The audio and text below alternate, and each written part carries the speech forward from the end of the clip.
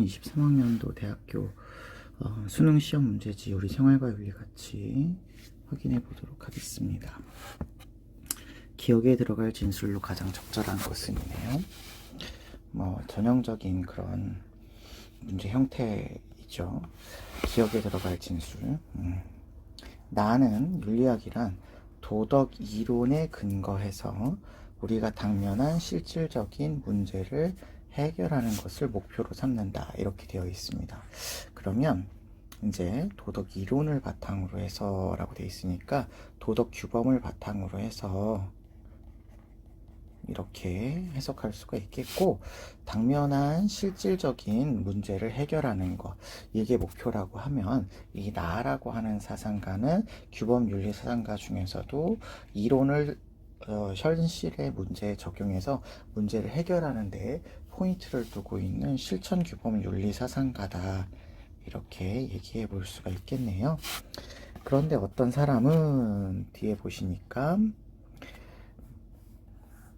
사회에서 통용되고 있는 도덕 현상을 과학적으로 설명하는 것, 우리가 보통 인과적 설명을 이야기하죠. 인과적 설명을 이야기하고, 인과적인 설명이라고 하는 거는 개인의 어떤 주관을 반영한다기보다는 있는 그대로 객관적으로, 다른 표현으로 이야기하면 가치 중립적으로 이렇게 설명하는 거다라고 얘기해 볼 수가 있겠죠. 이런 것들을 목표로 한다, 이렇게 얘기하고 계시니까 이 어떤 사람은 기술윤리 사상가, 기술윤리학자다, 이렇게 볼 수 있겠습니다. 그러면 실천규범 윤리학에서 기술윤리학을 비판하는 내용을 고르시면 될 것 같네요. 1번부터 보시면 도덕적 담론의 논증 구조에 대한 논리적 분석, 이 논증 구조에 대한 논리적 분석을 주로 강조하는 거는 메타윤리가 주로 강조하죠. 서술윤리학은, 기술윤리학은 이런 부분을 강조하지 않고 그냥 있는 도덕 현상을 그대로 가치 중립적으로 서술하는 것을 강조하고 있기 때문에 해당되지 않는 설명이고요. 실천규범 윤리학에서도 이렇게 비판하기 위해서 강조해야 될 내용은 아니었던 것 같아요. 2번, 도덕 판단의 표준에 대한 체계적인 이론의 정립. 자, 도덕 판단 표준에 대한 체계적인 이론의 정립이다 그러면 이 표준에 대한 체계적인 이론의 정립, 우리가 요걸 묶어서 이야기하면 이제 규범의 정립이라고 얘기하면 되겠죠. 규범의 정립, 이렇게 얘기하면 되니까 이걸 강조하는 거는 이론규범 윤리학에서 강조하는 이야기이고, 기술윤리학이 이거 강조하지 않기 때문에 이거는 틀린 거다 보실 수 있겠습니다. 3번 보시면 도덕적으로 바람직한 삶의 이상에 대한 규범적인 탐구는 바람직한 삶 이상에 대한 규범적인 탐구, 어쨌든 규범에서 강조하고 있는 거죠. 그래서 이거는 규범 윤리라면 누구나 동의할 수 있는 표현이에요. 규범 윤리학의 특징인 거죠. 그런데 기술 윤리학은 이걸 얘기하고 있지 않으니까 간과한다라고 얘기할 수가 있겠습니다. 3번이 정답이 될 수가 있겠네요. 4번, 도덕적 딜레마의 해결을 위해서, 우리가 보통 도덕적인 딜레마 상황, 현실의 도덕 문제 상황이라고 보시면 되겠죠.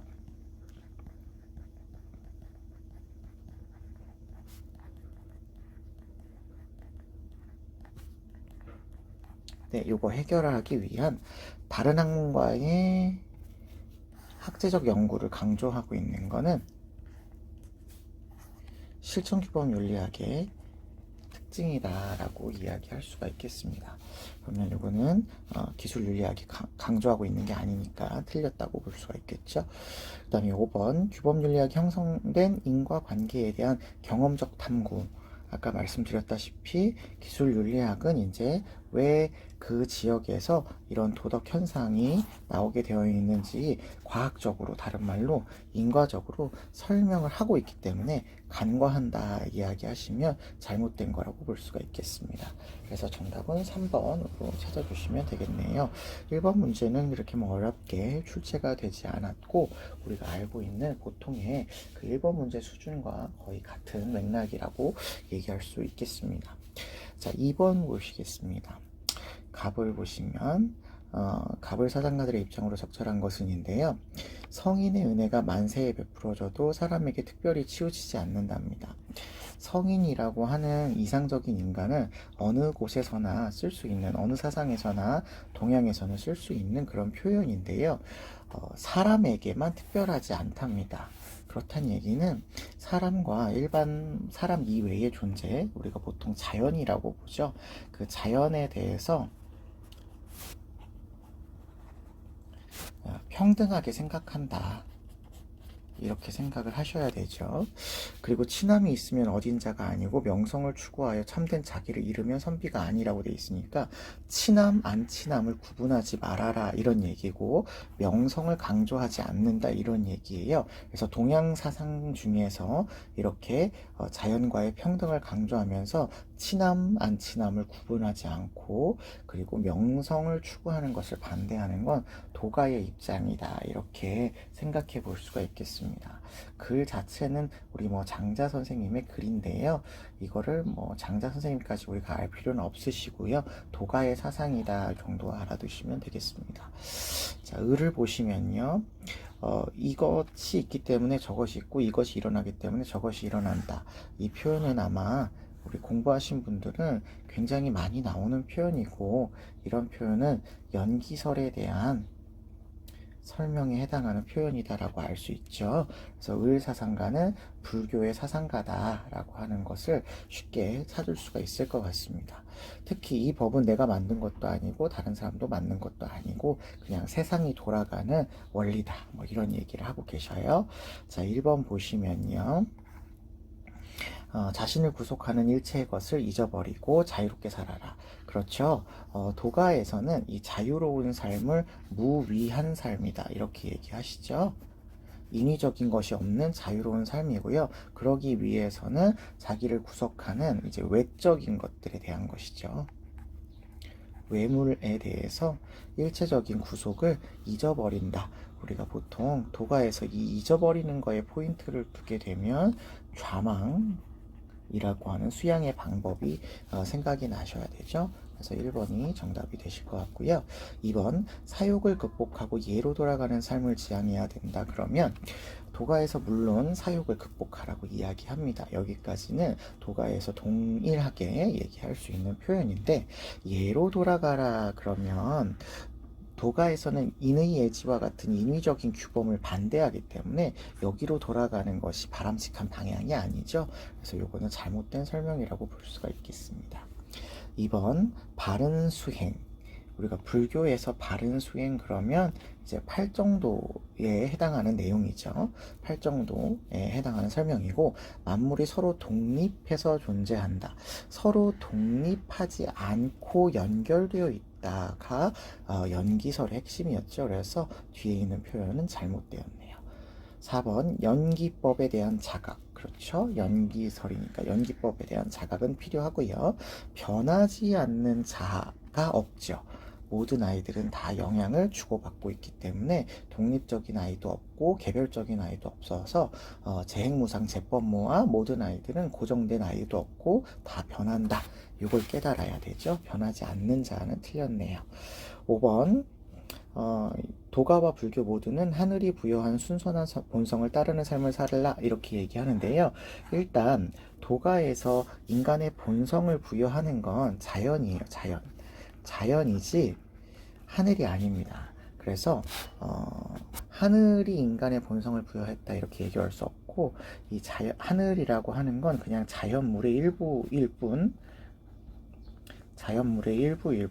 뭐 어떤 특정한 능력을 가지고 있는 존재가 아니에요. 그래서 인간을 대할 때도 아까 위에서 나온 것처럼 인간과 자연을 특별하게 대하지 않는 게 자연이거든요. 그래서 하늘과 인간은 그렇게 차이가 없는 비슷한 존재, 평등한 존재로 이야기할 수 있겠고, 더군다나 이렇게 선, 앞 이런 것들을 좀 구분하지 않죠. 구분하지 않다라고 하는 입장에서 도가는 설명이 잘못됐다 이렇게 얘기할 수 있겠고요. 불교에서는 하늘이 부여한 순선한 본성 이렇게 표현하지 않아요. 불교에서 인간의 본성은 불성이죠. 불성이라고 하는 것이 본성인데 이게 하늘이 부여했다라고 얘기할 수가 없죠. 그래서 이것도 불교에 대한 설명이 아니다. 이렇게 생각을 하시면 정답은 1번으로 찾으실 수 있으셨을 겁니다.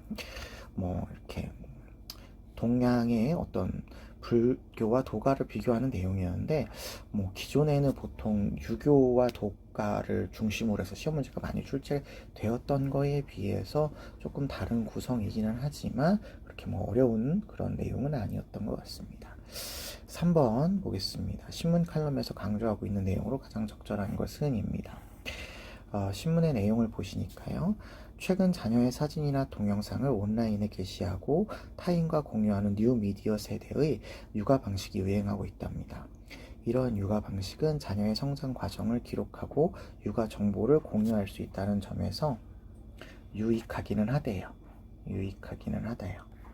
하지만 이로 인해서 자녀의 사생활과 자기정보 결정권이 침해될 수 있다. 네, 이렇게 자기 사생활 침해, 자기 결정권 침해 이런 것들이 일어날 수가 있답니다. 그래서 자녀가 사이버 범죄에 노출될 수도 있고요. 네, 그리고 아동 청소년은 이러한 피해의 직접 당사자가 아니기 때문에 이들에게도 잊힐 권리가 보장되어야 된다. 그래서 잊힐 권리를 보장하는 것을 강조하고 계시네요. 즉 아동 청소년도 본인이나 타인이 올린 자신의 개인 정보와 관련된 게시물을, 여기 본인과 타인이 올린 게시물을 자신의 의사만으로 삭제가 가능하다 이렇게 요청할 수 있는 잊힐 권리 보장에 대한 설명이 되시겠습니다. 자, 그러면 이런 얘기가 어디 나와 있는지 한번 찾아보시죠. 잊힐 권리는 게시물 작성자에게 부여해야 될 독점적 권리다 그러시면, 여기 위에 나온 것처럼 본인과 타인이 올린 게 이제 자신의 의사만으로 삭제해달라 이렇게 얘기를 하는 거잖아요. 그러면 게시물 작성자에게 부여되어야 할 독점적 권리라고 할 수가 없겠죠. 그래서 이거 잘못된 거고요. 2번, 아동 청소년은 개인의 정보의 보호 대상이면서 주체가 되어야 된다. 그렇죠. 개인 정보를 위한 대상이기도 하고 스스로의 의사에 따라서 삭제해달라고 요청할 수도 있는 주체자이기도 하죠. 그래서 2번이 정답인 것 같고요. 3번, 악의 없이 공유한 게시물이라면 개인 권리를 내세워 삭제할 수 없다. 아니죠. 삭제해달라고 직접 요청할 수 있어야 되니까 이거 없다가 잘못됐고요. 4번, 자녀의 정보 자기 결정권은 부모의 동의를 통해서 행사되어야 된다 했는데 여기 자신의 의사만으로 행사되어야 될 수 있어야 되니까요. 동의를 통해서 아니겠죠. 5번, 공유 게시물의 삭제 여부는 정보의 유용성에 따라 유용성은 인정을 하고 있습니다만 피해가 있을 수 있기 때문에 이거에 따라서 결정하는 것은 아닌 거죠. 그래서 정답은 2번이고요. 정보윤리와 관련된 문제였는데 제시문 보시고 그냥 찾으면 되는 문제여서요. 그렇게 막 어렵게 출제된 그런 상황은 아니었던 것 같습니다. 자, 그 다음에 4번 문제 같이 보시죠. 4번 문제는 정말 수능에서는 오랜만에 주제로 나왔었던 문제가 돼서 조금 당황했을 수도 있을 것 같습니다. 문제 보시죠. 다음을 주장한 사상가 입장에서 문제 상황 A에게 제시할 수 있는 조언으로 적절한 것만을 보기에서 있는 대로 고른 것은입니다. 문제 상황에 적용할 수 있는 건 대체적으로 앞에 있는 사상가가 누군지만 알면 풀 수 있는 그런 손쉬운 문제였어요. 근데 나온 그런 주장의 사상가가 조금 빈도수가 높았던 사람이 아니어서 우리가 조금 당황하긴 했을 것 같습니다. 보시면요, 도덕적 덕은 대상에 있어서의 중간이 아니라 우리와의 관계에서의 성립하는 중용이랍니다. 중용 이야기가 나오죠. 계속 중용은 두 악덕, 즉 지나침에 따른 악덕과 모자란 사이에 모자람에 따른 악덕 사이의 중용이다 이렇게 얘기를 하셔서 이게 이제 지금 서양 사상가 중에서 덕윤리에 해당하면서 중용을 이야기하시는 아리스토텔레스다 이렇게 우리가 생각해 볼 수가 있겠네요. 그래서 이 아리스토텔레스 문제가 굉장히 오랜만에 나와서 조금 당황했을 수도 있을 것 같습니다. 기존의 덕윤리 그러면 맥킨타이어를 중심으로 나왔는데 이제 아리스토텔레스 선생님이 나오다 보니까 조금 당황한 측면이 없지 않아 있었을 것 같아요. 그렇지만 뭐 문제는 뭐 그렇게 우리가 어렵게 풀 수 있는 문제는 아니었던 것 같아요. 문제 상황 보시면 인성교육 전문가인 A는 아동을 바른 품성으로 지닌 사람으로 기르고자 하고요. 이를 위해서 A는 인성교육 프로그램을 어떤 방향과 내용으로 개발할지 고민하고 있답니다. 뭐 덕윤리 사상가니까 바른 품성을 이야기하시겠죠. 자, 그러면 기억 보죠. 아동이 인간의 고유한 본성을 실현할 수 있도록 개발하랍니다. 그렇죠. 덕윤리, 뭐 특히 고대 윤리 사상가들은 아르테라고 하는 덕에 대한 개념이 이 고유한 본성의 기능에 잘 발현하는 내용을 약간 좀 기술적으로 표현할 때 덕윤리, 덕이라는 표현을 쓰죠. 그래서 고유한 본성의 실현이다 이렇게 얘기할 수 있겠습니다. 우리가 자연과 윤리에서 이야기할 때도요, 고유의 선 많이 이야기하잖아요. 고유의 선, 그럴 때 요 선이라고 하는 게 이제 고유한 본성이 될 수도 있고, 어떻게 생각하면 좋음, 고유의 좋음, 고유의 목적, 고유의 행복, 이런 어떤 표현으로서 우리가 덕윤리 사상가들한테는 공통적으로 우리가 쓸 수 있는 말인 거죠. 그래서 이 말이 맞는 표현이었습니다. 선생님은 보통 그 아리스토텔레스 설명을 할 때 복숭아 나무 얘기를 많이 하잖아요. 그래서 복숭아 씨는 복숭아 열매를 맺는 것을 이제 덕으로 한다 이렇게 말씀을 드리고 있으니까요. 복숭아는 복숭아, 사과는 사과 이렇게 고유한 본성이었겠죠. 그래서 이런 게 맞는 표현이다라고 생각해 주시면 되겠고요. 니은 아동이 습관화를 통해서 도덕적인 품성을 함양하도록 개발해라. 그렇죠. 아리스토텔레스에서의 덕은 두 가지죠.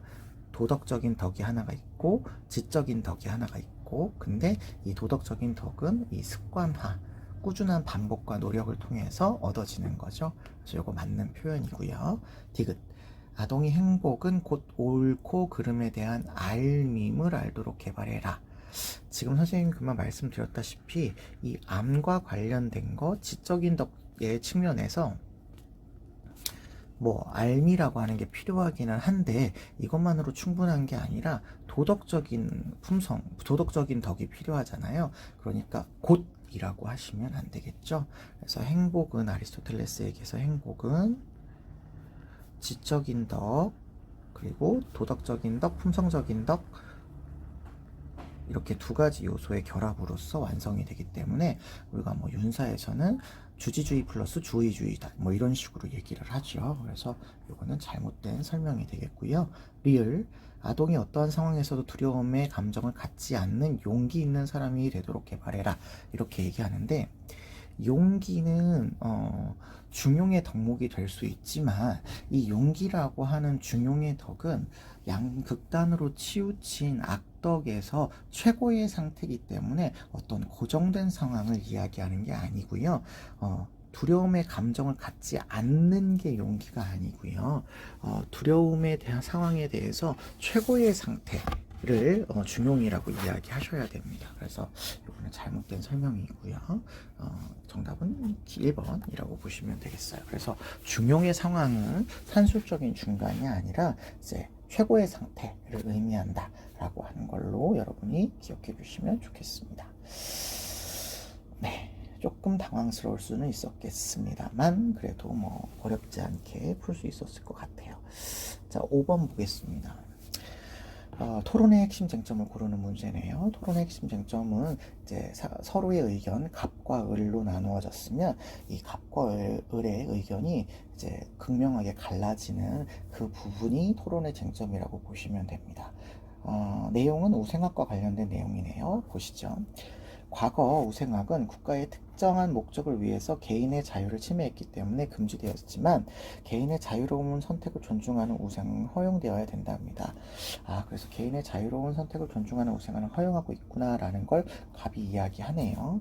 그런데 을이 동의한답니다. 그러면 이거는 토론의 주제가 아닐 거예요. 이 부분은 토론의 주제가 아닐 겁니다. 개인의 자유로운 선택을 전제한다라고 하는 건 똑같이 얘기하는 부분인 거고, 계속 개인은 자신뿐만 아니라 자녀에 대한 치료, 자녀 얘기가 새롭게 나왔네요. 자녀에 대한 치료 목적의 소극적 우생학은 자질 강화를 위한 우생학,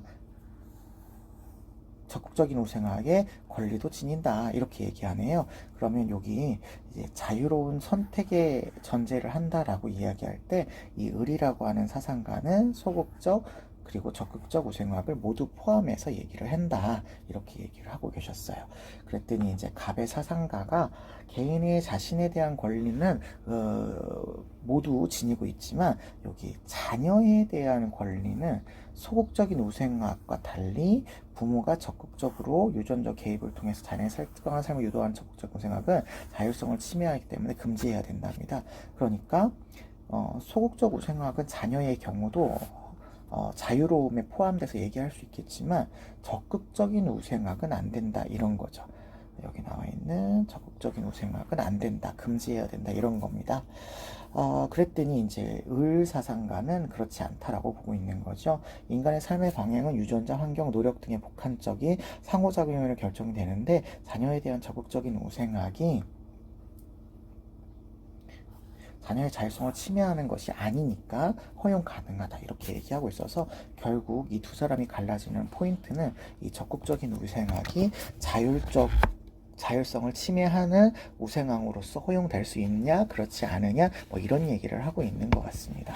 그러면 이게 적절한 정답은 4번이 이제 그런 적극적인 우생학에 대한 설명이 될 수 있을 것 같아요.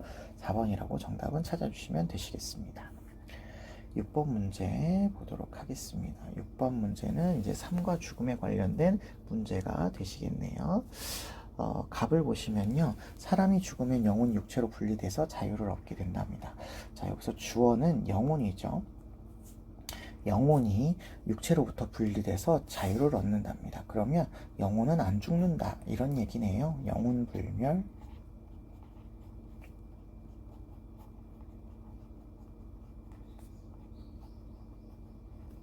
죽음이 다가올 때 죽기를 주저하는 사람은 분명히 지혜를 사랑하는 자가 아니랍니다. 그럼 요거 뒤집어서 이야기한다면 지혜를 사랑하는 자는 죽음을 두려워하지 않는다 이런 얘기죠. 육신을 사랑하는 자인 동시에 부나 명예를 사랑하는 자다. 그러면 지혜를 사랑하는 자와 여기 육신을 사랑하는 자, 그 다음에 부나 명예를 사랑하는 자는 같은 어떤 부류의 사람이 아니다 이렇게 구분을 하고 계시죠. 그러면 요거는 이제 플라톤 선생님이 되시면 될 것 같습니다. 자, 그 다음에 을 보시면 우리가 존재하는 한 우리와 죽음은 함께 있지 않고 죽음이 오면 우리는 존재하지 않게 된답니다.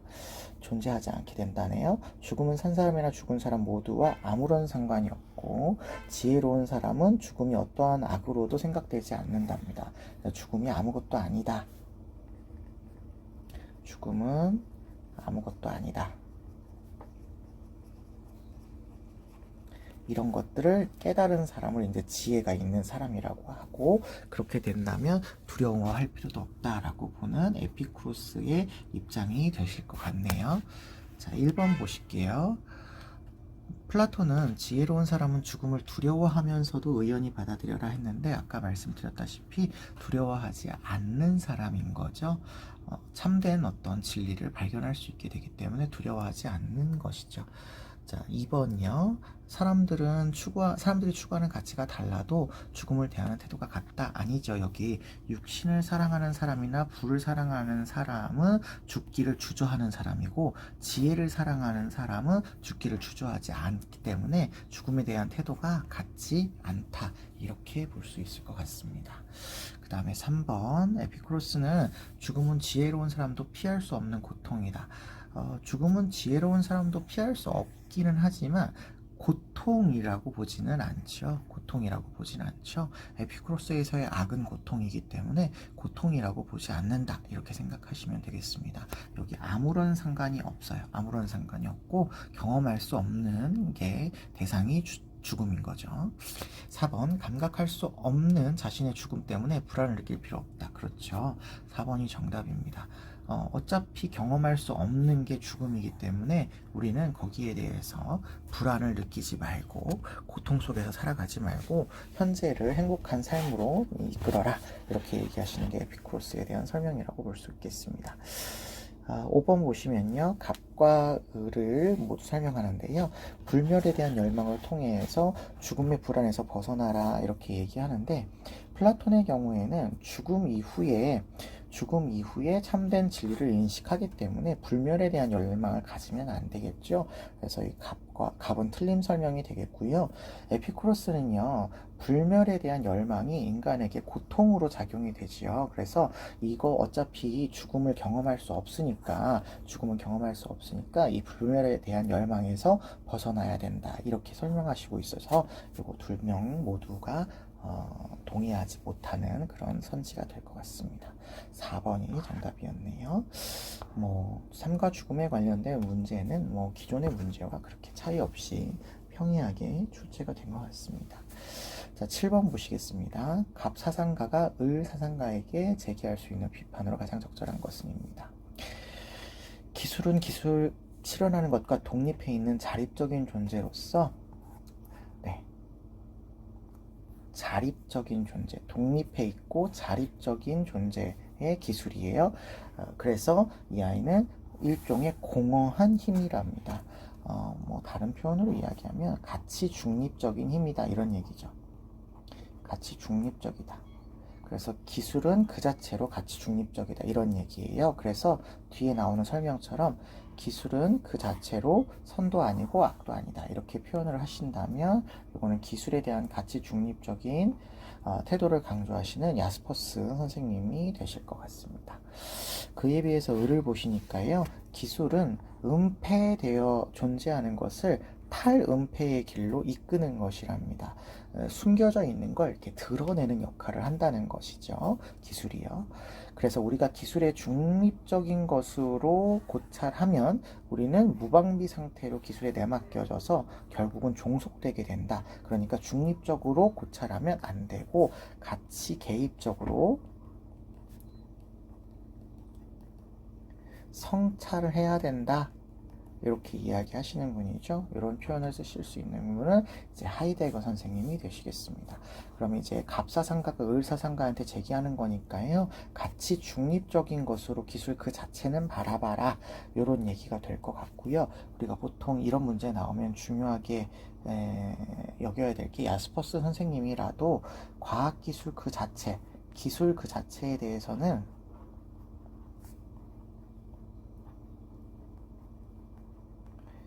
가치 중립적인 태도를 지니는 게 맞지만 기술을 활용할 때는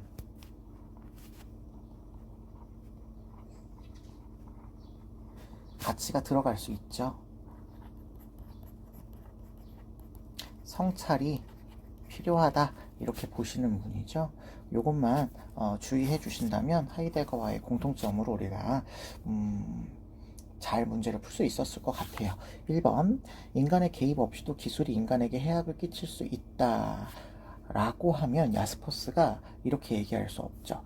인간의 개입 없이도 이렇게 해악을 끼칠 수 있다라고 야스퍼스는 얘기하지 않아요. 왜냐하면 여기 인간과 독립적이고 자립해서 존재하니까요. 2번 기술의 지배에서 벗어나도록 기술의 본질을 고찰해야 된다.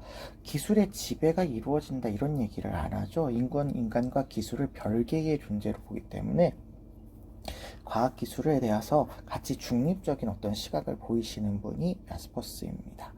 3번 기술을 어떻게 이용할지에 대한 윤리적인 성찰이 불필요하다. 자, 여기서 아까 말씀드린 대로 기술을 활용하는 거예요. 기술을 활용을 할 때는 활용을 할 때는 이게 좋게 쓸 수도 있고 나쁘게 쓸 수도 있기 때문에 윤리적인 성찰이 필요하다고 이야기하셔야 됩니다. 그래서 이건 잘못된 설명이고요. 4번 기술은 인간이 설정한 목적 달성하기 위한 것. 목적 달성하기 위한 것, 다른 표현으로 짧게 이야기하면 수단인 거죠. 수단일 뿐이다 이렇게 얘기하시면 이거는 이제 야스퍼스에 대한 설명이 맞고요. 하이데거는 그렇지 않다. 그래서 우리가 같이 개입적으로 성찰해야 된다라고 하시니까 간과하는 얘기라서 4번이 정답이네요. 5번 사물의 참못을 밖으로 드러내주는 것이라는 게 아까 위에 탈은폐를 이야기하시는 하이데거 선생님의 이야기니까 간과하지 않습니다. 그래서 정답은 4번으로 오시면 되겠습니다.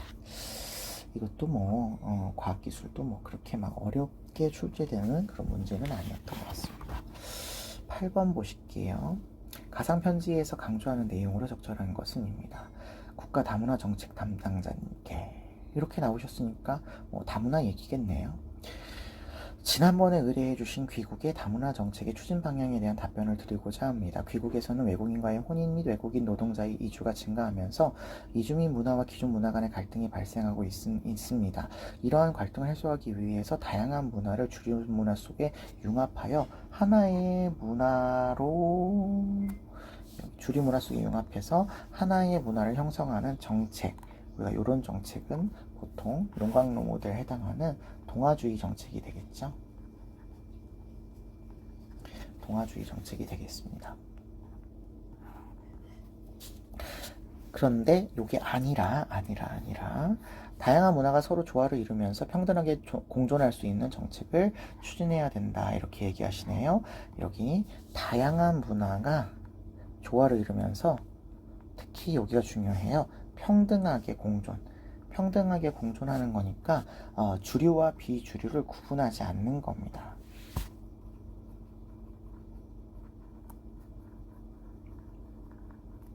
이걸 구분하지 않는 거죠. 구분하지 않는 겁니다. 이런 정책을 해야 되는데 대표적인 모형이 바로 이 샐러드 볼 모델인 거죠. 그래서 고유한 맛을 살리면서도 유지하면서도 그러면 고유의 정체성을 유지하면서도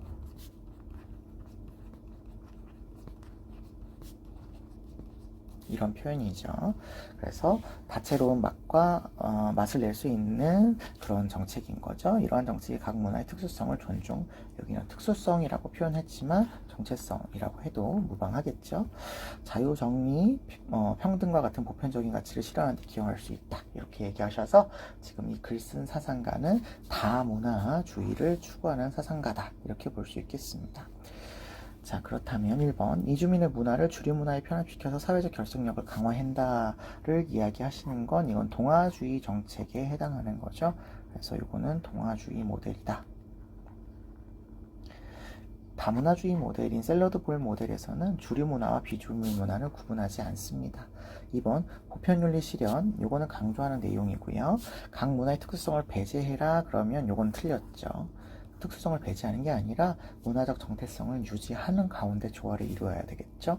3번 문화 간의 갈등이 발생하지 않도록 동아주의 아니고 개별 문화를 존중하는 샐러드 볼 모델을 추진해야 되겠습니다.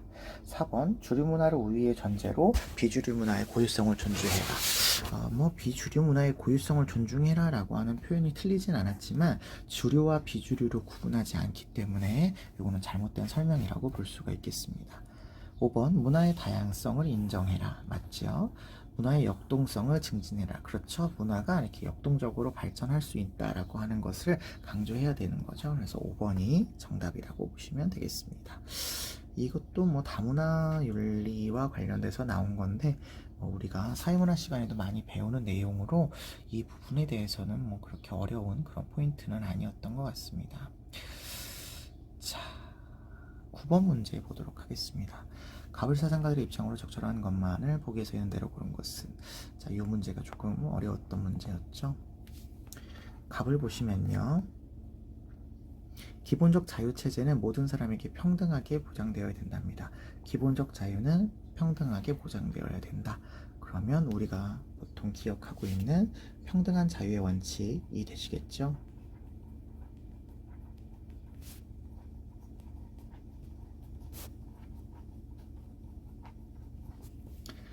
그리고 사회 경제적 이익의 분배는 공정한 기회균등의 원칙과 차등의 원칙에 의해서 규제되어야 된다라고 해서 공정한 기회균등의 원칙, 차등의 원칙 이렇게 얘기하고 계시는 사상가예요. 그렇다면 뭐 이런 얘기는 우리 롤스 선생님이 하시는 이런 얘기라는 거 쉽게 알 수 있을 것 같습니다. 을을 보시면요, 분배정의에 있어서 소유권리론은 역사적이다. 역사적인 소유권리론의 과정을 강조하시는 분이죠. 과거의 상황이나 사람의 과거 행위는 사물에 대한 차별적인 소유나 응분의 자격을 낳는답니다. 그러니까 역사적인 어떤 행위가 어떤 소유물에 대한 응분, 당연한 자격을 발생시킨다라고 보시는 노직 선생님이시겠죠. 노직 선생님이 되시겠습니다. 보기 보시죠.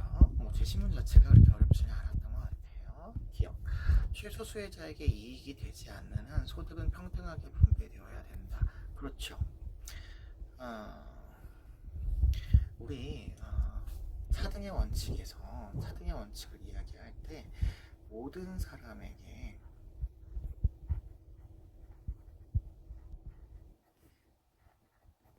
이익이 되어야 되는 거고요. 요 이익이 되어야 된다는 것의 전제가 최소수혜자에게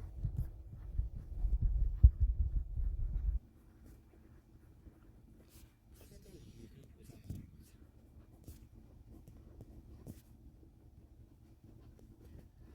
그렇다면 최소수혜자에게 이익이 되지 않으면 차등의 원칙을 적용하는 게 아니라 첫 번째 원칙인 평등의 원칙을 적용해야 되는 거니까 기억이 맞는 얘기가 되겠습니다. 이 문장이 아마 이렇게 앞뒤가 바뀌어 있는 상태라서 아마 조금 어렵게 해석이 됐을 수도 있을 것 같지만 기본적인 얘기를 알고 계신 분들이라면 어렵지는 않았을 것 같은데요. 기본적인 자유들이 상충합니다.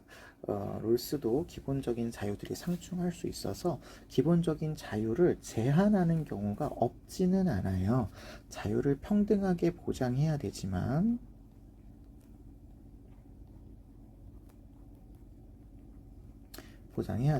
이렇게 상충할 수 있는 경우가 발생할 수 있기 때문에 제한할 수 있는 경우가 있을 수 있죠.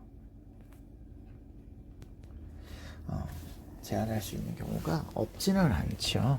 그런데 그 제한할 수 있는 경우는 공정한 기회균등의 원칙이나 차등의 원칙이 아닌 더 큰 자유를 위해서, 자유의 체제를 온전하게 보장하기 위해서 제한을 하는 거죠. 뒤에 설명을 봅시다. 기본적 자유들은 서로 균등하게 보장되어야 된다. 자, 요거는 아니죠.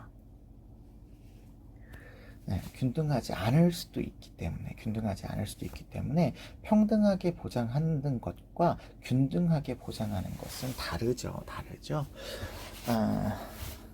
우리 선거권의 사례를 좀 들어볼까요? 선거권. 사회적 약자 적합하지 않을 수도 있겠습니다만 선거권의 보장이 균등해야 된다라는 건 똑같아야 된다는 얘기예요. 그래서 시각에 장애가 있으신 분들은 투표용지가 있죠. 이분들은 이제 점자 투표나 이제 다른 어떤 투표용지를 바탕으로 해서 투표를 할 수 있게 하고요. 그렇지 않은 장애가 없는 분들은 시각장애인 투표용지를 사용하지 않지요. 이번에 저희 코로나와 관련된 사안이 발생해서 지방선거인가요? 있었을 때 코로나에 걸리신 분들과 그렇지 않은 분들을 별도로 구분하기 위해서 투표 장소, 투표 시간을 조정을 했었잖아요. 이런 식으로 각각의 투표권에 관련된 자유들이 상충을 할 수가 있단 말이죠. 상충을 하더라도 그것을 똑같은 시간에 똑같은 장소에서 똑같은 투표용지에 따라서 보장해야 되는 것은 아니니까요. 이걸 반드시 그렇게 해야 된다라고 얘기하지 않습니다. 그래서 요거는 잘못된 설명인 거예요. 그래서 요거는 틀린 선지가 되고요. 그 다음에 디귿, 노직 입장이죠. 자신의 노동을 투여하지 않고 취득한 소유물에 대한 정당한 소유 권리는 성립할 수 있냐 없냐를 물어보고 있네요. 노직은 취득 이전, 그리고 부정의의 교정의 원리에 따라서 소유물의 소유권이 성립될 수 있겠죠. 그러면 자신의 노동을 투여하지 않고라고 이야기할 때 여기서는 이제 취득의 과정을 설명하는 거고, 취득의 과정이 아니어도 우리가 이전 양도를 받아서 자신의 소유로 성립할 수 있는 경우가 있을 수 있기 때문에 성립할 수 있다, 이렇게 얘기를 하셔야 되겠습니다. 그 다음에 리을, 능력에 따른 분배는 정의 원칙에 어긋날 수 있답니다. 여러분, 능력은요, 뭐랄까요, 고정되어 있는 원리예요. 그래서 능력에 따른 분배, 이렇게 얘기하시면 롤스 입장을 먼저 살펴보시겠습니다. 능력에 따른이라고 하면 능력이 기준이라는 거예요. 능력이 뭐 회사의 일로 이야기하시면 어떤 사람은 100점짜리 능력을 가졌고 어떤 사람은 50점짜리 능력을 가졌다. 그러면 50점을 가진 사람한테는 50만 원, 100점을 가진 사람한테는 100만 원, 이런 식으로 분배하는 걸 이야기하거든요. 물론 이렇게 분배할 수 있는 경우도 있지만 이거에 따라서 분배하는 건 아니죠. 이거에 따라서 분배가 되기 위해 일정한 체제, 정의로운 사회적 체제가 마련되어 있어야 되기 때문에 결국 롤스는 정의로운 분배 체제를 기준으로 분배하는 거지 능력을 기준으로 분배하는 건 아니라서 어긋날 수 있다, 이렇게 얘기하실 수 있어야 되시겠습니다.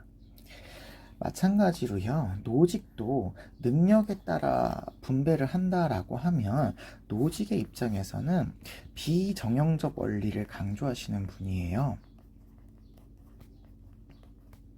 어떤 고정된 원칙에 따라서 분배하는 것이 아니라 이분이 아까 말씀드린 대로 회사에서 100점짜리 능력을 가지신 분이고 어떤 사람이 50점을 가지신 분이라도 노직 선생님은 내 소유이기 때문에 내 마음대로 자기의 자율적인 선택에 따라서 이분들에게 100점이어도 뭐 50만 원 줄 수 있고 50점이어도 100만 원 줄 수 있어야 되는 거죠. 그러니까 반드시 능력이 100점이라고 얼마를 줘야 된다, 50점이라고 얼마를 줘야 된다라고 정해져 있는 게 아니라는 거예요. 그런데 그렇게 정해서 분배하면 정의의 원칙에 어긋날 수 있게 되는 거니까 맞는 선지가 되겠습니다. 그래서 정답은 기역, 디글리을 이렇게 선지가 되시면 될 것 같아요. 아마 이 문제가 조금 복잡한 문제였고요. 디귿 선지를 제외하고는 우리가 쉽지 않게 봤을 수 있을 만한 그런 선지들이었기 때문에 조금 어려웠을 수 있을 것 같습니다. 10번 문제 보도록 하겠습니다. 가의 가불병 사상가들의 입장을 나의 그림으로 표현할 때 A에서 D에 해당하는 적절한 진술만을 보기에서 고른 것은입니다.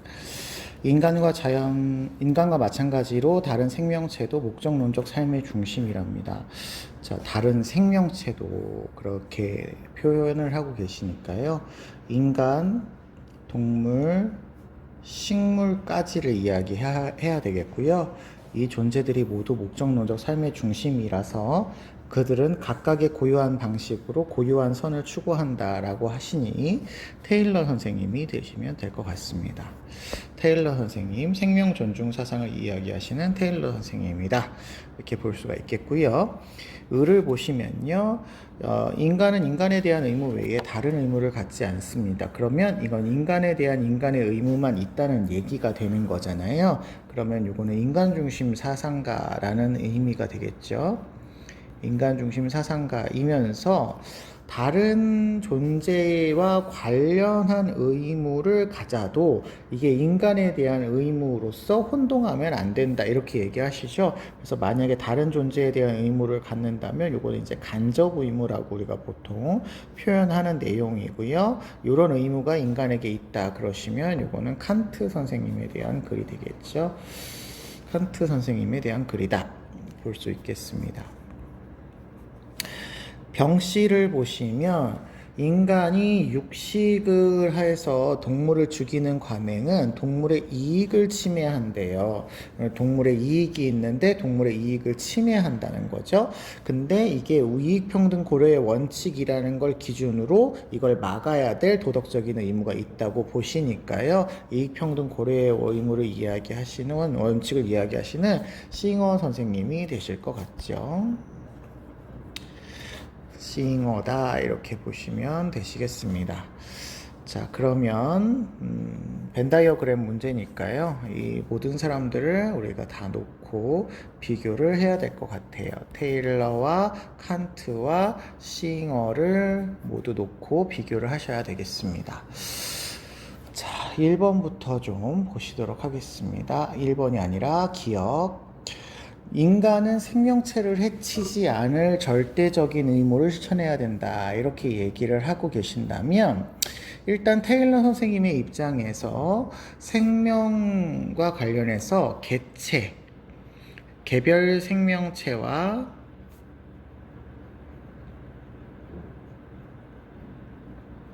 and 전체 생태계에게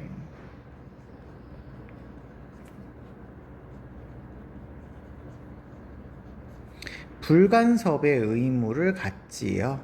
불간섭의 의무를 갖죠. 뿐만 아니라 뭐 해악 금지의 의무, 그 다음에 보상 정의의 의무, 신의 성실의 의무 이런 것들이 있습니다. 의무를 갖는다라고 하는 거는 잘못된 설명은 아니에요. 아닌데 절대적인 의무다 그러면 절대로 이 의무를 실현해야 된다는 건데, 테일러 선생님은 우선성의 원칙을 적용하죠. 우선성의 원칙에 따라서 다른 생명에 대해서 간섭할 수 있게 되기 때문에 절대적인 의무라고 얘기할 수가 없어서 테일러 선생님이 틀리고요. 그러면 일단은 A는 잘못된 설명이 되실 것 같아요.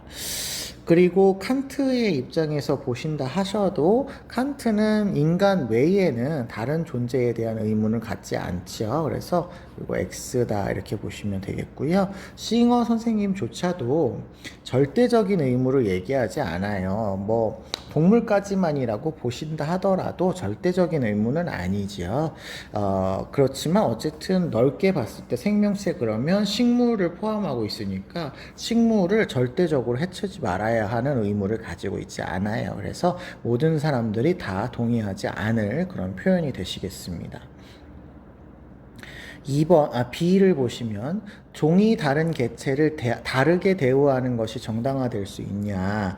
자, 일단은 요거 싱어 입장에서 다르게 대우하는 것이라고 하는 게 정당화되냐라고 이야기하면 동일하게 대우할 필요가 없느냐라는 말인 거잖아요. 동일한 대우를 의미하지 않는다라고 얘기해야 맞는 것이기 때문에 다르게 대우할 수 있다 이렇게 얘기하셔야 될 것 같아요.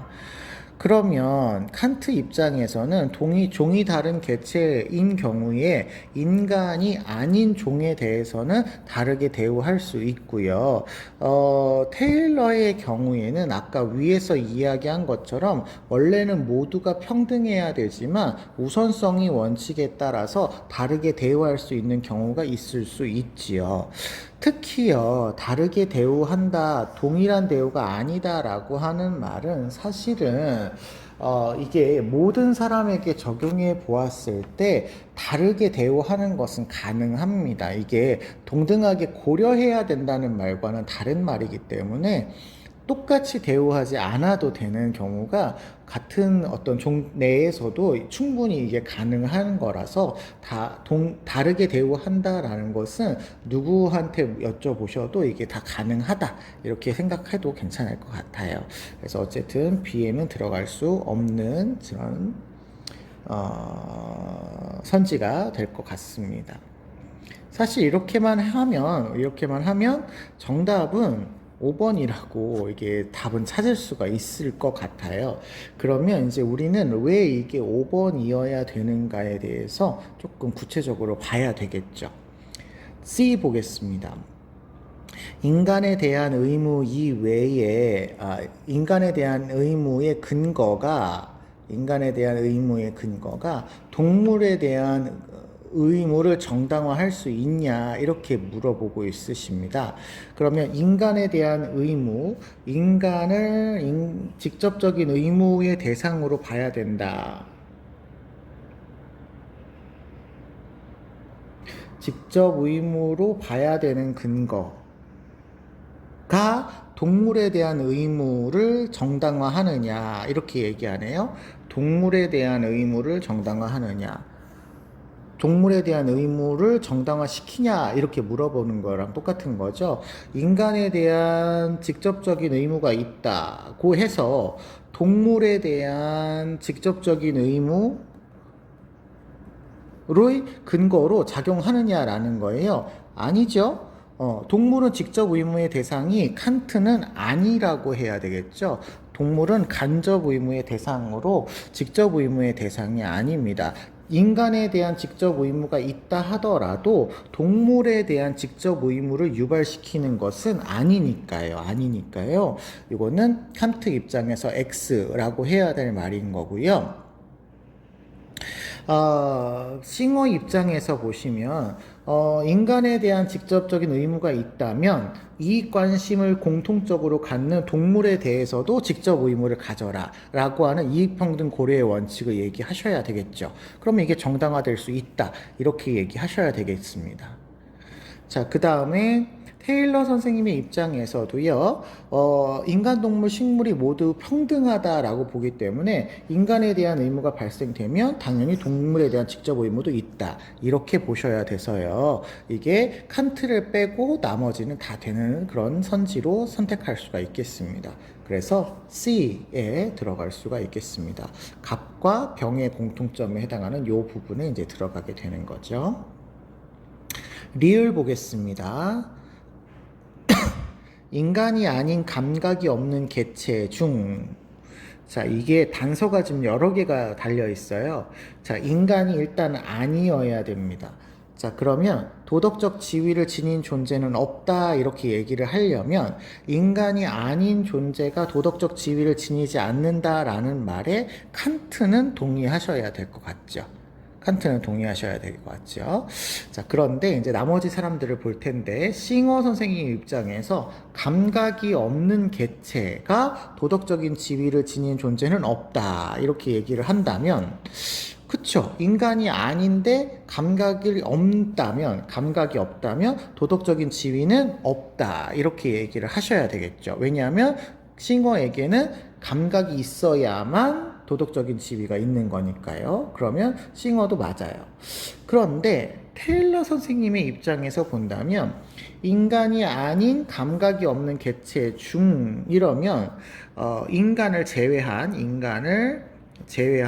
동물, 식물이 있는데 이 중에서 동물은 감각을 지니니까 동물의 일부는 제외를 하는 거예요. 그런데 일단은 우리가 쉽게 하기 위해서 동물을 일단 제외를 해보자고요. 동물을 제외하더라도 도덕적인 지위를 지니는 식물이 존재하지요. 그러면 없다 이렇게 얘기하시면 테일러는 틀렸다고 얘기하셔야 되기 때문에 정답은 여기 D, 갑과 병의 공통점으로 여기 들어갈 수 있어야 될 것 같습니다. 아니, 을과 병의 공통점으로 들어갈 수 있어야 되겠죠. 그래서 이게 맞는 거예요. 그래서 정답이 디귿 리을이 되는 건데, 지금 제일 어려웠던 선지가 바로 요 디귿 선지였거든요. 요 말에 대한 이해가 조금 어려웠었어요. 그래서 요 디귿 선지, C 선지를 조금 우리가 구체적으로 잘 생각해 주시면서 요게 요런 맥락에서 이렇게 문제가 나온 거구나 라고 하는 것을 여러분이 잘 파악해 주시면 좋을 것 같습니다. 11번 보겠습니다. 갑을 사상가들의 입장으로 가장 적절한 것은 이네요. 어진 사람은 천하의 이익과 해로움을 따져야 된답니다. 이익과 해로움을 따지는 거는 중요한 일이죠. 자, 이익과 해로움을 따져야 되는 거예요. 지금의 대신들은 음악을 즐기느라 나라를 돌보지 않는다면 나라가 위태로워질 것이래요. 그러면 음악은 즐길 수는 있지만 이게 뭔가 나라를 위태롭게 하기 때문에 여기 이렇게 설명하네요. 즐겁기는 하지만 백성들의 이익과 부합되지 않는다. 그래서 음악을 즐기는 건 잘못이다. 이렇게 얘기를 하고 계시니까 비약론 주장하시는 묵자 선생님이다 라는 것을 우리가 알 수 있을 것 같습니다.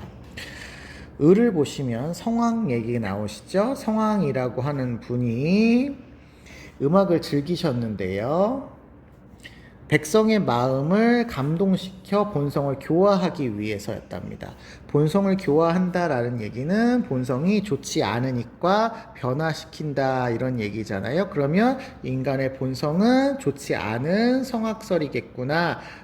그러면 이분은 성악설을 주장하시는 사상가겠구나 이렇게 얘기하셔야 되고, 이걸 교화시켜서 좋게 만들어야 된다를 주장하시는 분이고, 뒤에 보니까 음악을 활용해서 백성이 좋아하고 싫어하는 감정을 예에 따라서 절제하도록 해야 한다라는 인의 예지를 강조하시니까 유교 사상가네, 그러면 이거는 순자 선생님이 되겠구나 라고 찾을 수가 있을 것 같습니다.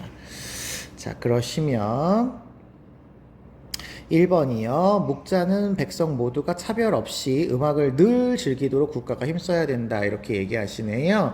음악을 반대하시죠. 음악을 반대하시기 때문에 국가는 음악을 하는 것에 반대하는 역할을 하셔야 될 것 같아요. 잘못된 설명입니다. 그 다음에 2번, 백성을 잘 다스리기 위한 관원은 예와 악을 함께 닦아라 했는데 예와 악이 아닌 거죠. 음악에 반대하셨으니까 음악은 반대한다 이렇게 기억하셔야 되겠습니다. 3번, 순자는 음악으로 백성이 서로 조화를 이루면서 살아갈 수 있도록, 그렇죠. 예를 바탕으로 조화를 이루는 거죠. 그래서 3번이 정답이네요. 4번, 백성이 예법에 구애되지 않고, 아니죠. 예법에 따라야 되는 거죠. 않고 틀렸습니다. 음악을 향유하는 건 괜찮지만 예법에 따라서 그래야 조화를 이루게 되겠죠. 잘못된 겁니다. 5번, 음악의 즐거움을 활용하여 백성의 마음을 바르게 해야 된다. 이 말은 순자 선생님은 동의할 수 있는 표현입니다. 음악의 즐거움을 활용하여, 그런데 이제 이걸 즐거움을 오로지 쾌락적으로 즐긴다기보다는 예에 맞추어서 절제하도록 즐기게 만들어서 백성의 마음을 바로 잡는 거죠. 하지만 묵자 선생님은 음악이 즐겁기는 해도 이것은 백성의 이익에 부합하지 않는다고 이야기하시니까요. 묵자 선생님 입장에서는 동의하지 않을 표현입니다. 3번이 정답이네요. 12번 보시겠습니다. 갑을 사상가의 입장으로 적절한 것만을 보기에서 있는 대로 고른 것은 입니다. 자연 상태에서의 개인은 재산권 뿐만 아니라 타인이 자연법을 위반하는 것을 판단하고 처벌할 수 있는 처벌권을 갖습니다. 재산권과 처벌권을 가져야 된다네요. 이 처벌권을 공동체에 양도하는 곳에서만 정치사회가 존재한다니까, 정치사회라고 하는 국가체제 안에서는 이 처벌권을 양도하신다는 거예요. 우리가 이렇게 재산권 강조하시면서 처벌권의 양도를 주장하시는 분은 로크 선생님이시죠. 로크 선생님이십니다. 을을 보시면요, 자연 상태에서 즉 전쟁 상태. 그러면 이분은 자연 상태를 전쟁 상태라고 보고 있으신 분이네요. 여기에서 벗어나고자 개인은 만물에 대한 권리, 그러면 원래는 만물에 대한 권리가 있었는데 이걸 포기하는 거죠. 그래서 정의는 유효한 계약을 지키는 것이며 계약의 유효성은 국가 수립과 함께 시작된다 이렇게 얘기하고 있으시니까 그 전에는 정의라는 게 존재하지 않게 되는 거죠. 그러면 이거는 홉스 선생님 되시겠습니다. 자, 그러면 기억 보죠. 로크는 자연 상태에서 분쟁이 발생을 하게 되면 모든 당사자는 재판관이 된다. 그렇죠. 자연 상태에서는 개인이 처벌권을 갖죠.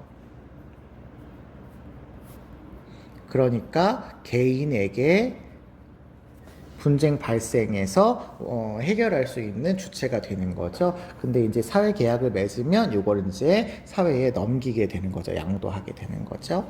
그 다음에 니은, 정부의 신탁된 권력은 시민에 의해서 철회될 수 있다. 물론 그렇죠. 신탁을 했는데 이 신탁된 목적에 맞지 않게 자의적으로 권력을 행사하게 되면 시민에 의해서 철회, 즉 저항권의 행사가 가능하죠. 저항권의 행사가 가능하죠. 그래서 이거 맞는 설명. 디귿. 홉스는 개인은 자연 상태에서 불의를 피하려고 계약을 맺는다 했는데 아까 정의는 계약을 통해서 만들어지는 거니까요. 계약 이전의 자연 상태에서는 불의가 존재하지 않습니다. 존재하지 않는다 이렇게 얘기해야 될까? 잘못된 설명이고요.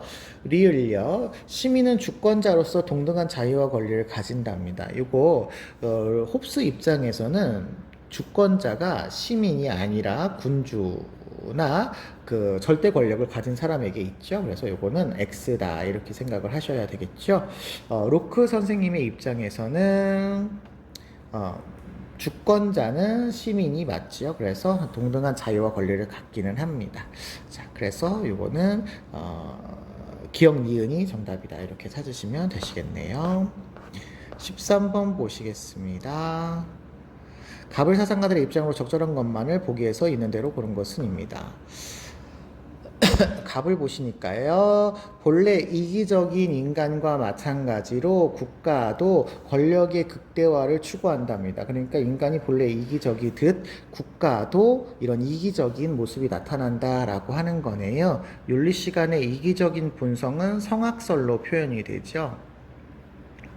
성악설로 표현이 됩니다. 그런데 그러한 인간의 본성에 따라 국가도 그렇다 이렇게 얘기를 하셔야 되니까요. 현실주의적 관점이라고 보시면 되겠습니다. 대표적인 사상가 우리는 모겐소 알고 계시죠? 모겐소입니다. 계속 보죠. 권력을 얻기 위한 투쟁이 국제정치의 본질이랍니다. 투쟁은 국제정치의 본질이래요. 그러니까 이거는 자연스러운 일인 거죠. 자연스러운 일이다. 그러면 이 부분에 대해서는 도덕적인 판단을 역시 하지 않습니다. 도덕적인 판단에서도 자유롭습니다.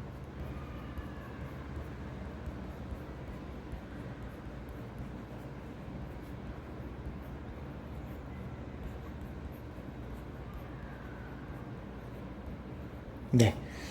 계속 보죠. 힘을 통해서 힘을 견제해요. 그렇죠. 여기는 약간 힘과 힘이라고 하는 세력 갈등이 일어나게 되는데 이게 국가 이익을 위해서 견제할 필요가 있다면 세력 균형을 통해서 이걸 억제할 수 있다. 이렇게 얘기를 하고 계시네요. 을을 보시겠습니다. 이 인간의 이성은 어떠한 전쟁도 해서는 안 된다고 명령을 한답니다. 그러면 인간의 이성은 전쟁이 안 된다고 명령한답니다. 이때의 이성은 이제 우리가 순수 이성이라고 얘기할 수 있겠고, 순수 이성의 명령이니까 의무죠. 의무고, 이거 전쟁을 반대한다는 얘기인데요. 이거 뒤집어서 얘기하면 평화를 마련해야 된다라고 하는 의무가 발생되는 거다. 이렇게 얘기하셔도 괜찮을 것 같습니다. 그때의 영원한 평화를 위해서 우리가 영원한 평화는 영구 평화라고도 하죠. 영구 평화를 위해서 모든 국가는 공화정 체제여야 되고요. 국가들 사이에서는 평화연맹이라는 국제연맹이 필요하죠. 자, 그러면 이분은 이제 칸트고요. 칸트는 이상주의적 관점을 가지고 계시는 분이라고도 볼 수가 있겠죠. 자, 보겠습니다. 현실주의인 모겐소는 경쟁국가의 행동의 경향성 예측이 가능하냐 물어보는데요. 인간 본성에 기반을 두고 있으시면 아무래도 본성에 따라서 어떻게 할 것인지에 대한 예측이 가능하죠. 용이합니다. 그래서 맞는 표현이고요. 니은. 국가 간의 동맹 없이는 국가 간의 세력 균형이 불가능하다 이렇게 되어 있는데요.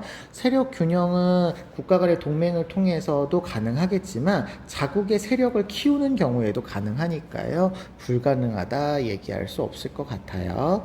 디귿. 칸트는 평화연맹의 수립 과정에서 국가 간의 병합은 배제된다. 그렇죠. 국가 간의 합병 병합은 이거는 자주권을 가지고 있는 주권을 지니고 있는 국가를 없앤다라는 말과 같기 때문에 개별 국가의 주권을 무시하는 행위죠.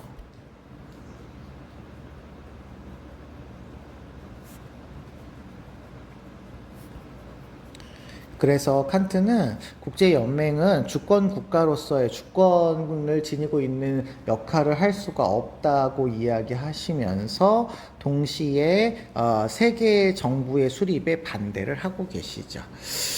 자, 그러면 이것도 틀렸고요. 리을 전쟁은 국제 평화를 실현하기 위한 최후의 정치적인 행위로 배제된다는 거니까 맞네요. 배제된다는 거니까 이게 맞는 거죠. 합병은 안 되는 거죠. 자, 리을이요. 전쟁은 국제 평화를 실현하기 위해서 최후의 정치적인 행위로 정당화된답니다. 칸트 입장에서는 전쟁에 반대하니까 이거는 전쟁을 허용하지 않는데요. 그래도 칸트는 방어 목적의 전쟁은 허용을 하고 있죠. 방어 목적 전쟁은 정당하다 이렇게 보고 있어요.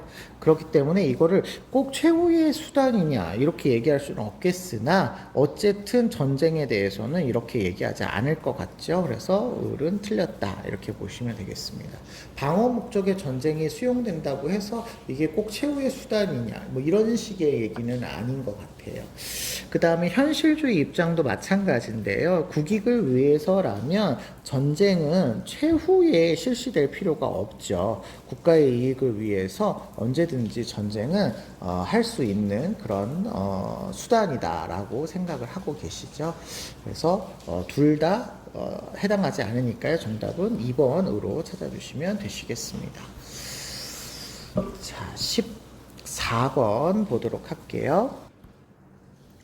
14번입니다. 가의 갑을 사상가들의 입장을 나의 그림으로 탐구하고자 할 때 A에서 C에 들어갈 적절한 질문만을 보기에서 고른 것은입니다.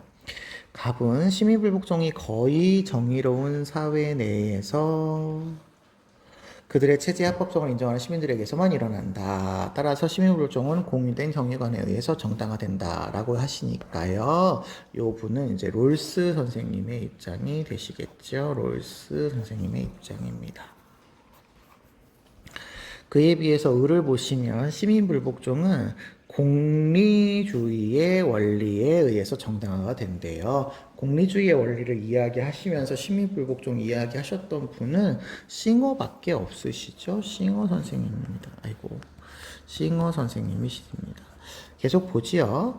따라서 우리는 시민불복종이 사회에 미칠 전체적인 이익과 손해를 저울질해봐라.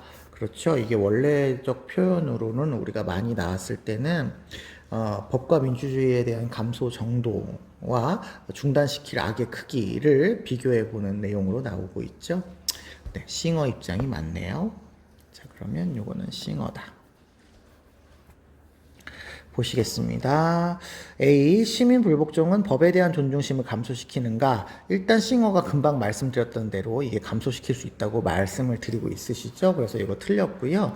롤스도 그럴 수 있다고 봅니다. 보통 이렇게 표현은 하지 않으시지만요. 시민들 간의 의견의 불합치를 가져올 수 있어요. 그리고 갈등을 일으킬 수 있어요. 그래서 이런 방법으로 표현을 할 수가 있습니다. 그래서 A에는 들어갈 수가 없네요. 그 다음에 니은요. 시민불복종이 정당한 법에 대한 위반을 수반하느냐? 그렇죠. 정당한 법에 대한 위반이 시민불복종이니까요. 예, 이거 너무 당연한 얘기죠.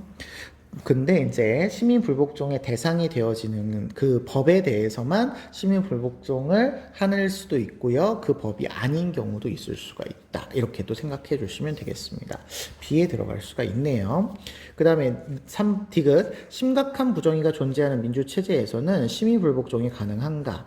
심각한 부정의가 중요한 게 아니고요. 체제가 민주체제예요. 그러면 시민불복종이 가능한 사회인 거고요.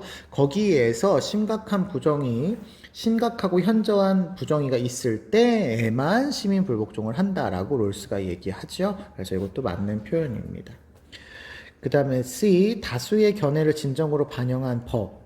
다수의 견해를 반영한 법이라고 해도 이게 사회 이익에 부합하지 않는다면 시민불복종은 가능해야 되기 때문에 싱어에게 있어서의 설명은 잘못됐다. 정답은 니은 디귿이라고 하는 3번이 정답이 되면 될 것 같습니다. 자, 15번 보도록 하겠습니다.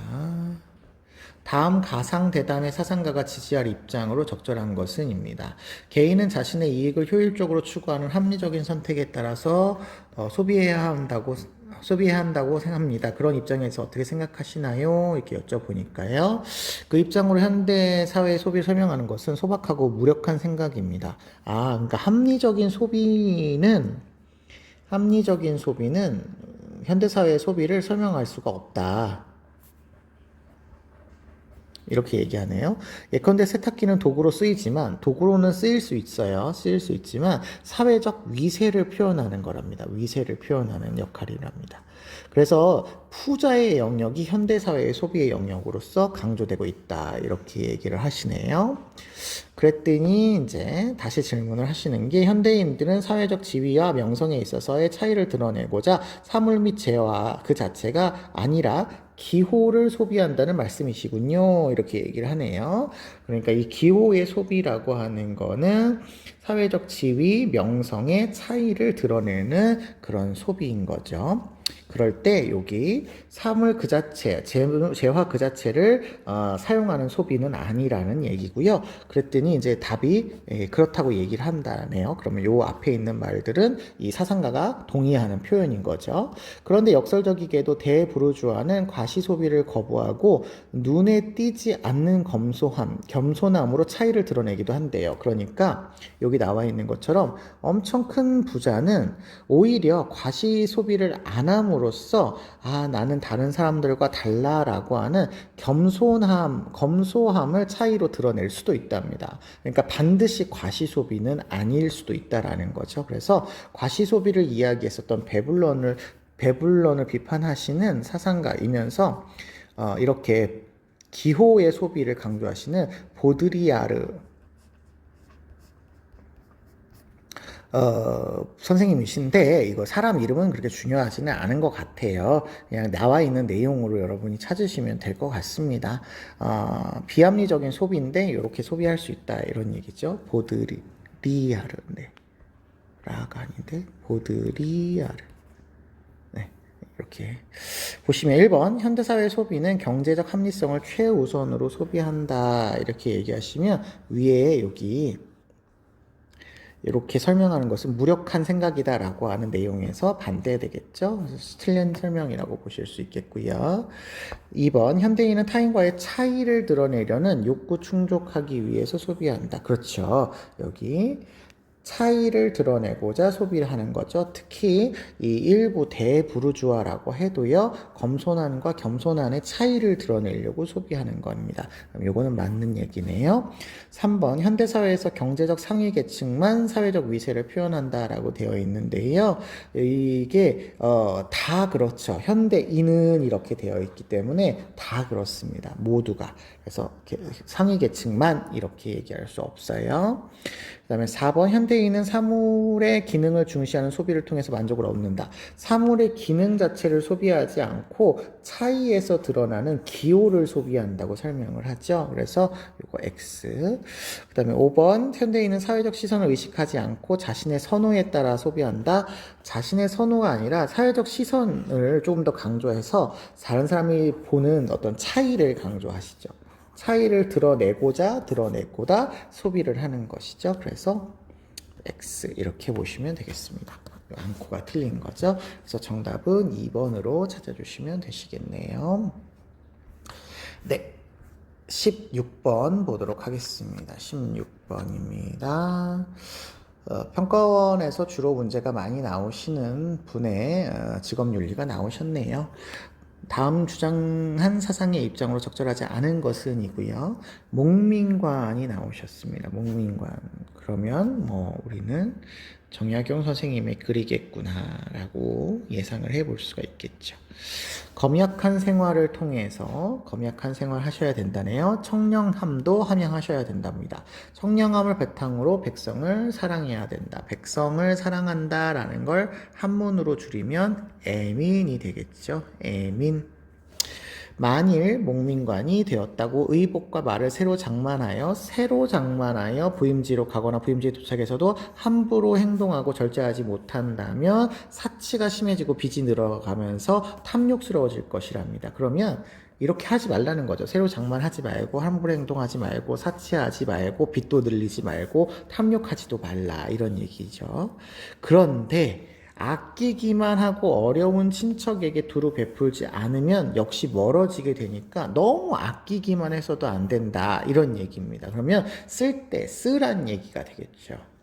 그래서 자신의 녹봉을 아껴서 주변의 곤궁함을 보살피는 역할을 해야 된다 이렇게 보고 계시네요.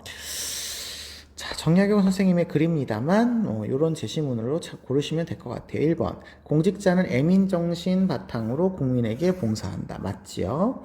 2번 공궁한 친척 도우려는 어진 마음을 가져서는 안 되는 게 아니라 보살피라고 얘기하죠. 그러니까 여기 틀린 거네요. 2번이 틀린 겁니다. 3번 공직자는 체면을 지키려는 과도한 소비 여기 위에 사치를 하면 안 된다 이렇게 되어 있죠. 그러니까 자제하는 거 맞습니다.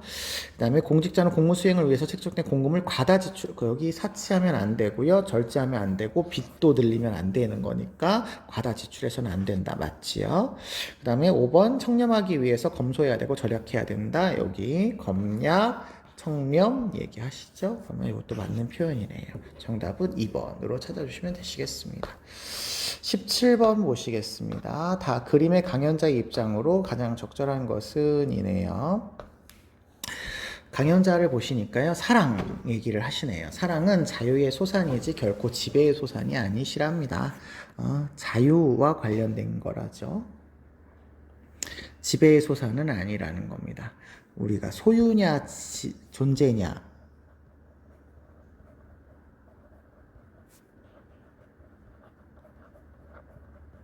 라고 하는 책에서 이분의 얘기가 나오고 있는 거 아시죠?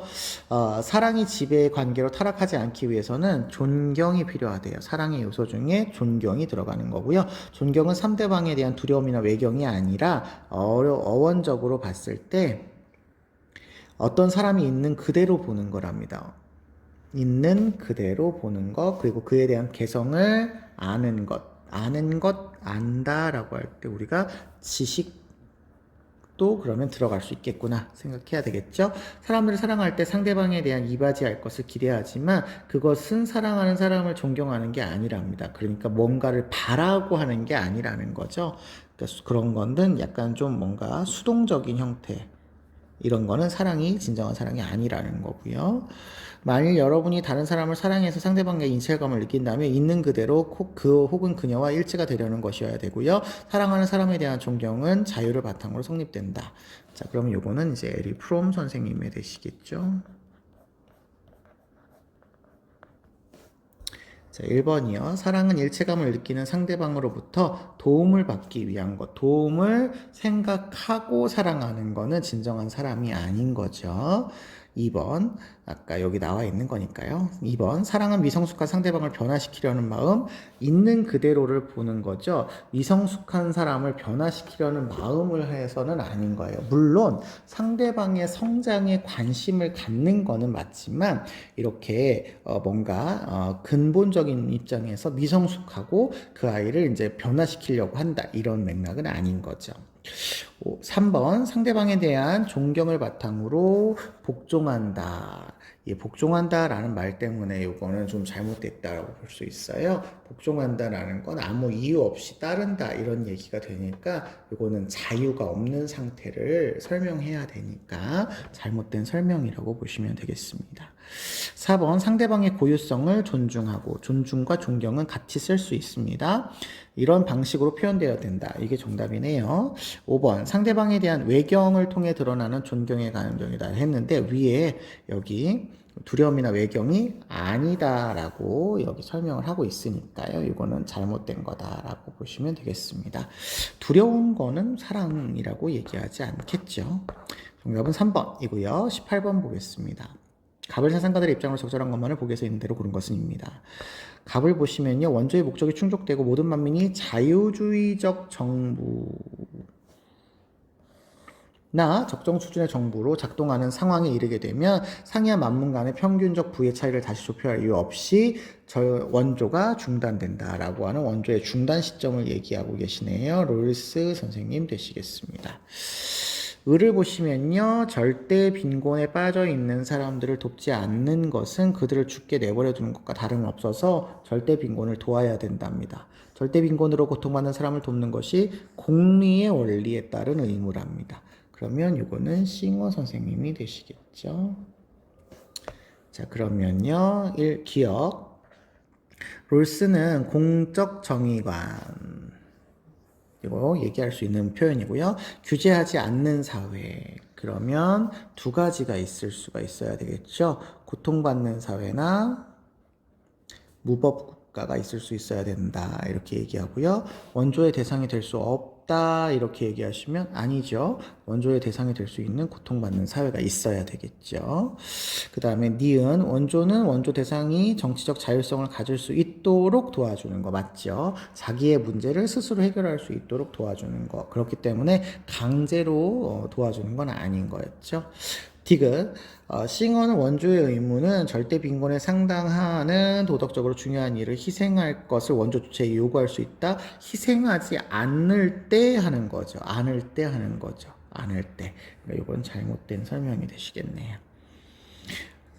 갑과 을 특정 빈곤국에 대한 원조를 중단해야 되는 경우가 있다. 일단 싱어의 경우에는 특정 빈곤국이 무조건 도움의 대상이 되는 건 아니기 때문에 원조를 중단하는 경우가 있을 수도 있어요. 특히 원조의 주체가 희생이 과도해지면 당연히 중단을 할 수 있어요. 그래서 중단하는 경우 있을 수 있습니다. 맞고요. 롤스 입장에서도 빈곤국이기는 하지만 위에 나온 이렇게 자유주의적 정부의 적정 수준에 이르렀다면 원조의 중단이 이루어질 수도 있겠다. 이렇게 보니까요. 리을이 맞는 선지가 됩니다. 그러면 정답은 니은 리을로 찾아주시면 되시겠어요. 네, 19번 보시겠습니다. 가의 갑을병의 입장에서 서로에게 제기할 수 있는 비판을 나의 그림으로 표현할 때 A에서 F에 해당하는 내용으로 가장 적절한 것은 입니다. 갑을 보시니까요. 법은 각자의 자유 중에서 최소한의 것을 모은 거예요. 그래서 일반 의사를 대표하고요. 생명의 포기는 최소한의 몫에 포함되지 않습니다. 생명권이 포함되지 않아서요. 사형은 한 시민에 대한 국가의 전쟁으로 허용될 수 없는 거다라고 보시는 분이니까 베카리아 씨네요. 베카리아 씨네요. 베카리아 씨가 되겠습니다. 을 보면 법은 일반 의지의 행위에 속하고요. 일반 의지 얘기하시네요. 의지의 보편성과 대상의 보편성을 결합하고 있어요. 그러니까 일반 의지 안에 이제 일반 의지를 행사하는 사람과 일반 의지가 같이 결합되어 있다라는 얘기고요. 법을 위반한 살인범은 자기 보전을 목적으로 한 사회계약을 파기한 사람이니까 사형이 정당하다라고 보시는 루소 입장이네요. 루소 입장이네요. 그러면 여기는 루소 선생님이다. 이렇게 얘기할 수 있겠고요. 병씨를 보시면 입법권은 국민의 합의된 의지에게만 귀속되고요. 합의된 의지한테 입법권이 넘어간대네요. 넘어간대고요. 보편적으로 합일된 의지가 법칙의 수립적일 수 있기 때문이고 항벌의 법칙은 하나의 정언 명령이래요. 그러면 요거는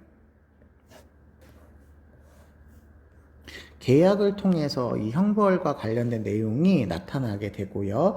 그 의지의 법칙적 수립이고 정언 명령으로서 형벌의 법칙이 집행되어야 된다. 이렇게 얘기하시는 분이니까 요거는 칸트 선생님이 되셔야 될 것 같습니다. 자, 그러면 1번 보시겠습니다. AF예요. AF는 베카리아가 두 사람을 비판해야 됩니다. 여기 베카리아가 맞고 루소와 칸트가 다 간과하셔야 되겠습니다. 자, 사형은 강렬한 인상을 줄 수 없는 비효과적인 형벌이다. 강렬한 인상을 주는 형벌이기는 해요. 이거 없는이 틀렸죠. 그런데 이게 종신노역형에 비해서 효과는 떨어진다. 이렇게 얘기하셔야 베카리아에 대한 설명이니까 이거는 틀렸다. 이렇게 볼 수 있겠습니다. 이거 아니네요. 자, 그러면 B로 넘어가겠습니다. 그러면 루소가 베카리아를 비판하는 내용입니다. 여기 베카리아가 간과하셔야 되겠네요. 생명권 양도 여부가 사형제의 정당성을 판단하는 근거냐라고 이야기하면 루소는 생명권을 양도했으니까 사형제에 정당하다라는 근거라고 얘기하죠. 근데 베카리아는 생명권을 양도를 안 했으니까 사형제는 부당하다라는 근거가 되죠. 그러면 이게 근거가 될 수 있는지를 베카리아 선생님이 간과하지 않고 있기 때문에 이거는 틀린 거다 이렇게 보시면 되겠습니다. 3번 C입니다. 칸트가 루소를 비판을 하셔야 되겠네요. 살인범은 더 이상 도덕적인 인격으로 간주될 수 없다? 아니죠. 칸트는 살인범이어도 생득적 인격을 상실하지 않기 때문에 그 인격을 수단으로 대하지 말아라 이렇게 얘기하셔서 칸트에 대한 설명이라고 볼 수가 없겠습니다. 4번이요. 모든 형벌은 누구니? 루소가 칸트를 비판하는 거죠. 모든 형벌은 공공의 이익을 위해서 집행되어야 된답니다. 공공의 이익 맞지요? 이게 계약론자이기 때문에 공공의 이익을 위해서 집행이 되고요. 집행이 되어야 되죠. 그런데 칸트는 공공의 이익은 아니죠. 공공의 이익은 아니니까 간과하고요. 다른 표현으로 이제 공적 정의는 맞는데 공적 정의가 반드시 공공의 이익과 부합하지는 않을 수 있어서 이게 간과한다라는 표현이 될 수 있겠습니다. 5번 형벌의 목적은 범죄자에게 고통을 주는 데 있지 않다라고 되어 있네요. 칸트가 비판하는 건데요. 칸트는 형벌의 목적이 범죄자에게 고통을 주는 데 있지 않지요. 그냥 범죄를 저질렀기 때문에 처벌을 받는 것이지 고통을 주어야 된다고 하지 않으니까 않음을 칸트는 동의할 수 있겠습니다.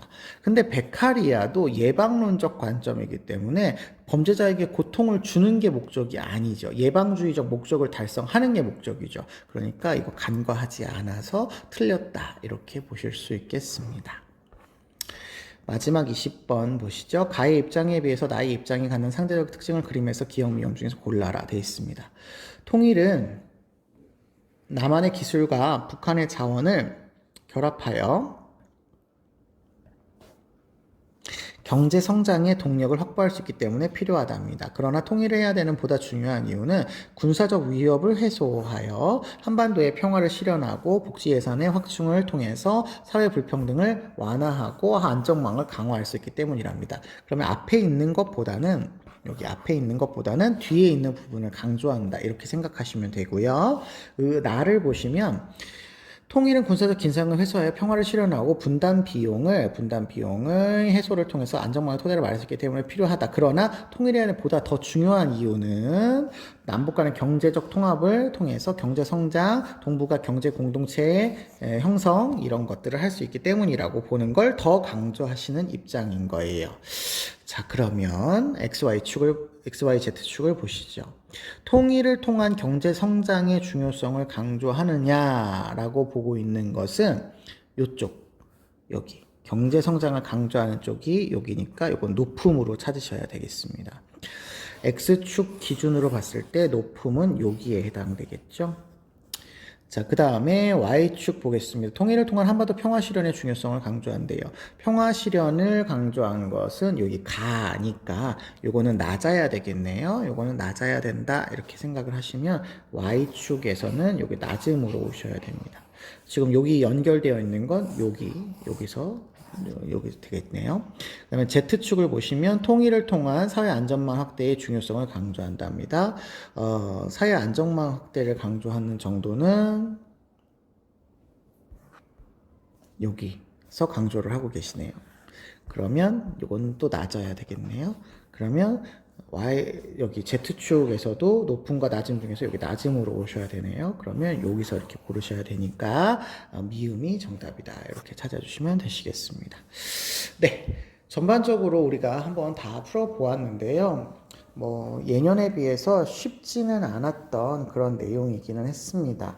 그렇지만 우리가 수업 내용 중에서 뭐 안 풀었던 내용이 있는 건 아니라서 여러분이 충분히 추측해서 풀어볼 수 있었던 그런 내용이었다고 생각을 해요. 중요한 몇 가지 어려운 포인트들이 있었으니까 그 부분들을 주의해서 잘 생각해 주시고 공부해 주시면 되시겠습니다. 수고하셨어요.